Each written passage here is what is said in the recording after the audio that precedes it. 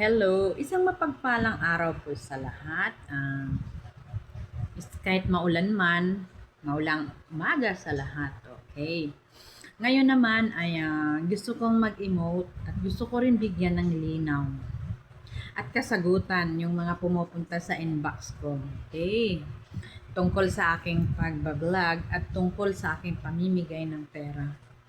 So yung yung pera na binigay ko tulong sa aking mga kabaryo, ito po ay mula sa aming charity. Aming charity, yun po ay nagmula sa United OFW Charity. Kung saan, yung perang itinutulong namin dyan ay hindi po yan galing kung kanino man. Hindi yan galing ah, sa mga kamay ng mga politiko o kung saan-saan ang galing. Yung pera na ginagamit namin na pinangbigay sa mga tao na nangailangan, ang binibigyan lang namin ng mga tulong, pinansyal, yung grocery, ay yun lamang mga taong nakikita namin na need nila ang tulong. Sige nga, kaya kayo pumupunta sa inbox ko. Ako din naman ay nangailangan ng tulong.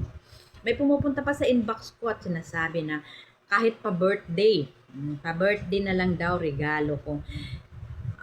Ang pera na yan ay hindi po galing sa pera ko. Although kasama po nila ako, kabilang po ako sa United OFW Charity, ang perang yan ay pinag-ipon-ipon namin. Inipon-ipon namin mula po sa bawat isa. So, ang bawat isang kasamahan po namin sa United OFW, kami po ay meron po kaming tinatawag na monthly due. Monthly due. Kami dito ay nag-i-import po kami pera.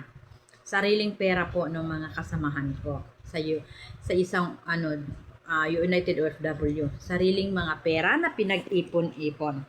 So mahalaga po na isipin po natin na ang pera na yan, ako ay kahit lumapit kayo sa akin, humingin tulong o kung pang ano lang ninyo, ay hindi ko po kayo ito para kung nakapanood mo man yung video to, ang tinutulungan lang namin ayun lamang tao na talagang need nila. Pero kung yung taong naglalakad pa, kaya pa niyang maghanap buhay, correction, ay hindi po yun dapat naming tutulungan. Okay. Case to case basic po ang aming tinutulungan. Yan pong tinutulong namin ay mula po sa sariling bulsa namin. Sa totoo lang, yung United OFW, hindi po kami magkakilala sa totoong buhay. Sa totoong buhay, dahil hindi po kami nagkikita sa totoong buhay, ang dito lang kami po ay nagsama, pinagbuo sa isang charity. Dito po kami po ay nagkakaisa sa isang layunin, isang mithiin. Ano yung layunin at mithiin? Na tumulong sa mga nangangailangan. Kung ikaw iniisip mo na dapat kang tulungan dahil nangangailangan ka, wala kang pambiling bigas. Pero kapatid, kaibigan, mayroon pang higit pa na nangangailangan sa'yo. Ako, isa akong byuda. Pero, kahit isa akong byuda, nandun pa rin yung desire kong tumulong sa mga nangangailangan. At nagpapasalamat ako ng malaki dahil nga sa tiwala ng mga kasamahan ko sa United OFW na pinagkatiwalaan nila ako, dito, pinag-isa kami sa iisang layunin. Yung mga kasamahan ko dito ay hindi po sila mga mayayaman. Mga nagtatrabaho din. Yun lang, ang mga kasama lang sa aming team, sa mga kasama po, willing naman at welcome po kayo na sumali sa amin. Kung willing po kayong sumama sa aming organization, pwede po kayong sumama. Pero willing din po kayong mag-contribute.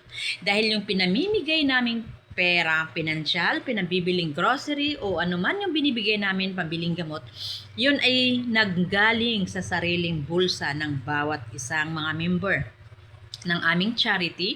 Pinag-ipon-ipon namin yan at bawat isa ay nagko-contribute ng monthly due. Meron kaming monthly due na binabayaran. Mayroong pinaka-minimum Pero yung iba na may kakayahan po talaga ay nagbibigay sila ng mas mataas. Yun yung kung ikaw ay hinihipo din ng Panginoon para tumulong. Willing po ang aming charity na mag-adapt ng mga member, pero willing po kayong maglabas ng pera. Kahit po konti pong pera, alam niyo po, tulad po ng isang walis tingting. Ang isang walis tingting kapag nag-iisa lang yon, hindi po siya magagamit. Pero sa konting-konting amount, pag pinagsama-sama mo ang konting amount ng pera, ng bawat isa pinagsama-sama, nagkakaroon kayo ng iisang layunin, iisang mithiin, ay ito'y naging matibay. Yung isang walis na tingting, pag dinagdagan mo yan ng marami, pinagbigkis na yan ay nagagamit na siya bilang pangwalis. Ganon din ang aming charity, ang United OFW. Ang karamihan pong member dito ay mga OFW. Okay. Ang aming layunin po sa pagbuo ng charity ay makatulong unang-una sa pamilya namin na mga OFW. Ako ay for good na, ay nandito sa Pilipinas. At yung mga kasamahan ko ay nasa ibang bansa. Alam niyo po na bawat sintimo, bawat pera na aming pinamamahagi, ito ay pinagpapawisan ng bawat member dito. Kami po ay nag-i-effort ng pera, panahon, at pagmamahal sa aming mga tinutulungan. Yung tanging tinutulungan lang namin, ayun lamang talagang nakikita namin na may pangangailangan talaga. Yun ngang mga iba, ako nga ay may pangangailangan naman din ako. Isipin nyo na lang Ako din ay need ko din. Pero mas inuna ko yung higit na may pangangailangan. Mas masarap kasing tumulong sa kapwa. Para sa akin, mas masarap ng tumulong sa mga nangangailangan. Although ikaw ay may pangangailangan ka din, pero mayroong pang higit na may pangangailangan. Nagbibigay ako. Ako ay ginagamit lang instrumento din doon sa mga kasamahan ko. Ang mga nabibigyan namin, hindi po ako yung nagdidesisyon. Ayun po ay, kapag may lumalapit sa akin, yun po ay tinitingnan ko sila kung karapat dapat, tapos nilalapit ko sa aming charity. Nilalapit ko sa aming founder at sa aming co-founder at sa mga kasamahan. Nagmi-meeting kami dyan. Hindi po yan basta-basta na lang aaprubahan ka. Kung may kakayahan ka naman talaga, ay hindi ka po namin aprobado na dapat naming tulungan. Talagang inaano namin, sinusure din namin na yung tutulungan lang namin, yung talagang need, yung kailangan talagang tulungan. Hindi yon talaga na kailangan mo lang na magpakitang tao. Kami dito sa charity namin sa United OFW, kami po ay hindi lahat mayayaman. Nagsisikap at nagtatrabaho lang kami.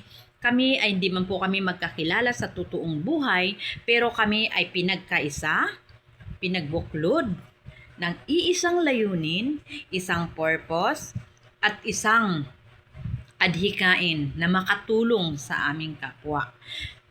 Yun yung aming binigkis kami doon sa isang layunin. Yun yung naging pundasyon sa amin na maging nandun lang yung namin, yung pusong mapagbigay, pusong matulungin, at pusong may malasakit sa mga nangangailangan. Ako po ay sana kung lahat tayo ay ganito. Huwag po tayong maging makasarili. Huwag po tayong panay iniisip yung pangailangan mo. Kahit wala ka, magbigay ka ng tulong. Kahit kunting tulong lang. Pag pinagsama-sama yan, yan ay nagagamit. Kaya ako, muli-muli, nagpapasalamat ako ng malaki sa buong team ng United OFW, sa aming co-founder na si Ate Liway, si Kuya Lakay, at sa buong team na bukas puso po sila na tinanggap ako sa charity upang tumulong, upang magbahagi, upang magamit din At nagpapasalamat din ako dahil tiwala lang ang pinagkaloob. Una sa lahat, ito talaga ang reminder ko.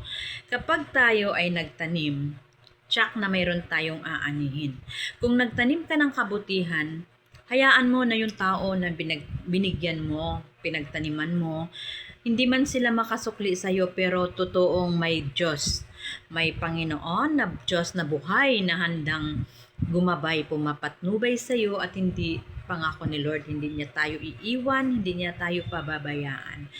Sana naman marami pa po kung meron po kayo, nakapanood man kayo dito, kung kayo ay may puso din namang matulungin at willing na tumulong talaga ng taos puso, ay welcome po kayo sa aming charity. Basta mag ano lang po kayo, magbukas puso. Bukas puso na tumulong, bukas bulsa na magbigay. 'Yun yung mahalaga.